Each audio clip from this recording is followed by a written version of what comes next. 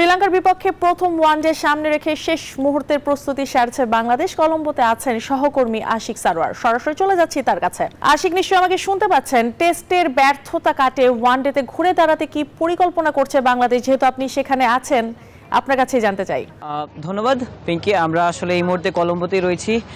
প্রেমাদাসা স্টেডিয়ামে কিন্তু বাংলাদেশের খুব বেশি সুখ স্মৃতি নেই। টেস্টে বাংলাদেশ দল আসলে ভালো ক্রিকেট খেলেনি, সেই কারণে বাংলাদেশ ম্যাচটা আসলে হেরে গেছে। কলম্বো টেস্টে আসলে 3 দিনে ম্যাচটা হেরে গেছে। তবে ওয়ানডেতে বাংলাদেশ দল নতুন করে ঘুরে দাঁড়াতে চায়। বাংলাদেশ দলের নতুন ক্যাপ্টেন মেহেদী হাসান মিরাজ কিছুক্ষণ আগেই প্রেস কনফারেন্সে এসেছিলেন। তিনি জানিয়েছেন নতুন করেই তিনি আসলে শুরু করতে চান, একেবারেই শূন্য থেকেই তিনি শুরু করতে চান। বাংলাদেশ এই প্রেমাদাসায় কিন্তু 10 ম্যাচ খেলেছে শ্রীলঙ্কার বিপক্ষে, তবে একটি ম্যাচও তারা জিততে পারেনি। ওভারঅল বাংলাদেশ 13 ম্যাচ এই মাঠে খেলেছে, যার শেষ ম্যাচটা বাংলাদেশ ভারতের বিপক্ষে জিততে পেরেছিল এশিয়া কাপে 2023 সালে।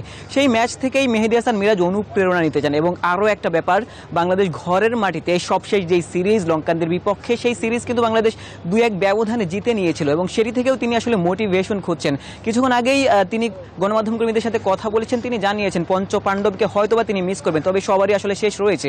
বাংলাদেশ দলের সেই সিনিয়র ক্রিকেটাররা ইতিমধ্যেই অনেকেই তাদের ক্যারিয়ার শেষ করে ফেলেছেন এবং নতুন করে যারা আসলে 8-10 বছর ধরে ক্রিকেট খেলছেন, লিটন কুমার দাসের নাম তিনি মেনশন করেছেন, তাসকিন আহমেদ, মুস্তাফিজদের নাম মেনশন করেছেন। নতুন করে তাদের আসলে দায়িত্ব নেওয়ার কথা তিনি বলেছেন।